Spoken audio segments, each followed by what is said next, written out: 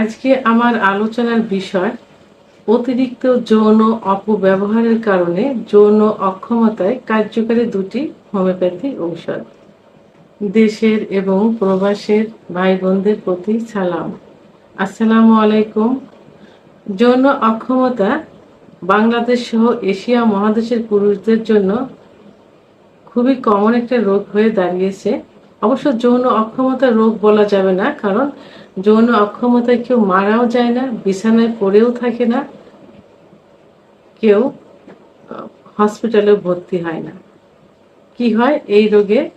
স্বামী স্ত্রী পার্টনারের সম্পর্কের অবনতি করে। তো রোগীদের কমন একটা কথা থাকে যে, ম্যাডাম, অতীতে যৌবনের শুরুতে এত পরিমাণ যৌবনের অপচয় করেছি যে এখন পুরোপুরি যৌন অক্ষমতায় ভুগছি। এটা কাউকে বলতেও পারি না, বিশ্বস্ত কাউকে পাই না। তা আপনার ভিডিওগুলো দেখে ভাবলাম যে ম্যাডামের কাছে বলা যায়। তো অনেক আস্থা নিয়ে আমার কাছে তারা বলে থাকেন। তো তাদের অভিযোগ যে যখন প্রথম তাদের যৌবন শুরু হয়েছে তখন তারা অতিরিক্ত হস্তমৈথুন করেছে, অতিরিক্ত বিছানায় ঘর্ষণ দিয়ে বীর্যপাত করেছে, সমকামিতা করেছে, স্বপ্নদোষ হয়েছে এবং অতিরিক্ত যৌন মিলনও করেছে, যে কারণে তাদের শুরুর থেকে শেষ, অর্থাৎ যৌন অক্ষমতায় ভুগতে ভুগতে এখন তারা একেবারে শেষ হয়ে গেছে।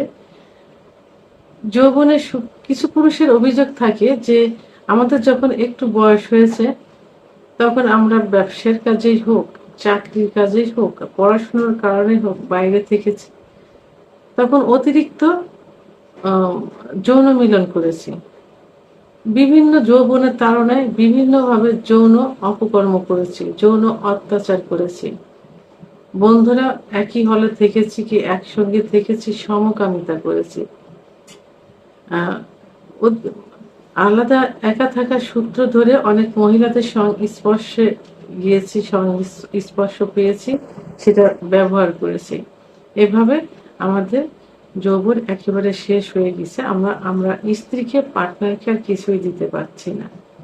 তো আমি আজকে এইসব পুরুষ ভাইদের উদ্দেশ্যে কিছু কথা বলবো, কারণ এদের যৌবনটা শেষ হওয়ার পিছনে অনেক অনেক অনেক ঘটনা থাকে, যেগুলো আমি এই ডাক্তারের লাইফে এসে আমি অনেক কিছু বুঝতে পেরেছি, জানতে পেরেছি, যেগুলো কাউকে তারা বলতে পারে না।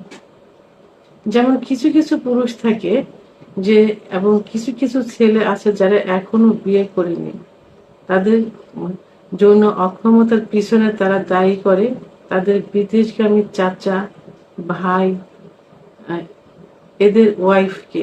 বাবা মা বিশ্বাস করে তাদের ওয়াইফের কাছে তাদের ওকে রেখে দেয়। ছোট থাকে তখন, চাচির কাছে, ভাবির কাছে পড়াশোনা করছে, পড়াশোনা করাছে, রাত্রি চাচি ভাবি একা থাকে এই সূত্র ধরে। তো এখানে তাদেরকে এমন ভাবে ব্যবহার করা হয় যে তারা পুরো শেষ হয়ে গেছে। এখন তারা বাবা মার কাছে বলতে পারছে না, তারা রিকোয়েস্ট করে যে ম্যাডাম এই বিষয়ে আপনারা একটা ভিডিও করেন, যাতে আমার মতো যে গার্জিয়ানরা, বাংলাদেশের সব গার্জিয়ানরা যেন সচেতন হয়, কারণ তারা যৌবনের অপব্যবহার শিকার। আবার যারা দেশের বাইরে যায়, তারা অনেকে জানে কিনা জানি না যে তারা যেখানে মানে পার্সোনাল ভাবে যে বাসায় থাকে, হাউস কিপার বা হাউস ড্রাইভার যে যারাই থাকে, তারা কিন্তু অত্যন্ত ভাবে যৌন মিলনের মানে সম্মুখীন হয়। তারা তাদের যে মালিক থাকে, মালিকের ওয়াইফ, মালিকের মেয়ে, তাদের ইসে এমন ভাবে আবদ্ধ হয়ে যায় সেখানে তারা সরতে পারে না। দিনে রাত্রে তারা অধিকাংশ সময় যৌন মিলনে আবদ্ধ থাকে, এবং তারা তাদের বিভিন্নভাবে বিভিন্ন মেডিসিন, বিভিন্ন ইনজেকশন, বিভিন্ন খাবার খায়ে তাদেরকে অপব্যবহার করে যাচ্ছে। তো এই পুরুষ তারা সহ্য করতে পারে না, কিন্তু তাদের আর কিছুই থাকে না, তারা বাড়ি আসতে পারে না, নিজস্ব কোনো সত্তা থাকে না। তো এরা পুরোপুরি যৌন অক্ষমতায় ভুগছে। তো এই যে আমি যেটা এখন বলবো সেটা হলো যে যৌন অপব্যবহারের কারণে, অতিরিক্ত যৌন অপব্যবহারের কারণে যৌন অক্ষমতা। তো এইসব পুরুষের জন্য আজকে আমি দুইটা হোমিওপ্যাথি ওষুধের কথা বলবো, কিন্তু তার আগে আমি বলবো যারা এই যৌন অপব্যবহার করে আসছে তারা এই পথ থেকে সরে আসতে হবে। আমার এই ভিডিওটি যদি সবার কাছে এইভাবে পৌঁছায়, তাহলে আমি তাদের উদ্দেশ্যে বলবো, গার্জিয়ানের উদ্দেশ্যে বলবো, অন্তত ভবিষ্যতের কথা চিন্তা করে, স্ত্রীর কথা চিন্তা করে, বাচ্চাদের কথা চিন্তা করে, ভবিষ্যৎ বংশধরদের কথা চিন্তা করে এই পথ থেকে দূরে সরে আসতে হবে। কারণ আপনার দেখে আপনার সংসারে অশান্তি হবে, সেটা বাচ্চাদের প্রভাব পড়বে, আপনার বাচ্চার উপরের প্রভাব পড়বে। তো সব দিক মিলিয়ে সুখী সুন্দর একটা জীবন যাপন করার জন্য আপনারা এই পথ থেকে ফিরে আসেন। গার্জিয়ানরা এই বিষয়ে আপনার বাচ্চাদের উপর একটু খেয়াল রাখেন, তাদেরকে সচেতন করেন। এরপরে আমি যে মেডিসিন দুটো বলবো সেটা হলো 1 number agnus caste mother tincture. যারা অতিরিক্ত যৌন অপব্যবহার করছে, মাস্টারবেশন করছে বা হস্তমৈথুন করছে, বিছানায় ঘর্ষণ দিয়ে বীর্যপাত করছে, চোখ মুখ কোঠারগত হয়ে গেছে, দেখতে বৃদ্ধের মতো দেখা যায়, তাদের জন্য এই অ্যাগনাস কাস্ট মাদার টিংচার খুবই গুরুত্বপূর্ণ ভূমিকা পালন করে থাকে। ওষুধটি 10 ফোঁটা ঠান্ডা পানি সহ দিনে 3 বার সেবন করতে হবে, খাবার আধা ঘন্টা আগে অথবা আধা ঘন্টা পরে। ওষুধটি 1 থেকে 3 মাস পর্যন্ত সেবন করা যেতে পারে। 2 নাম্বার যে ওষুধটি বলবো সেটা হলো tribulus ট্রেস্টিস mother tincture. Tribulus ট্রেস্টিস mother tincture যৌন অক্ষমতার দ্রুত বীর্যপাত রোধে খুবই কার্যকরী একটা মেডিসিন। যারা যৌন ক্ষমতা হারিয়ে ফেলেছে, যোনি স্পর্শ করা মাত্র বীর্যপাত হয়ে যাচ্ছে, ভিতরে প্রবেশ করানোর পর 2-1 বার সঞ্চালন করার পরে বীর্যপাত হয়ে যাচ্ছে, তাদের জন্য এই ওষুধটি খুবই গুরুত্বপূর্ণ ভূমিকা পালন করে থাকে। ওষুধটি সহবাসের সময় বৃদ্ধি করতে সাহায্য করে থাকে।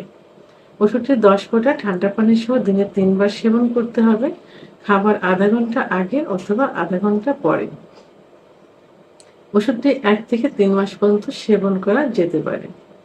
আর আপনারা যখন ওষুধ দুটো কিনবেন, অবশ্যই জার্মানি ওষুধ কিনবেন, সিলগালা অবস্থায় কিনবেন, বিশ্বস্ত দোকান থেকে কিনবেন। কারণ হোমিওপ্যাথি ওষুধ দেখে চেনা যায় না যে এটা জার্মানি না দেশি। আর আমি আগেও বলেছি, এখনো বলছি, আবারও বলবো যে আপনারা যে ডাক্তারের চিকিৎসা নেবেন সেই ডাক্তার থেকে ওষুধ নেওয়ার চেষ্টা করবেন।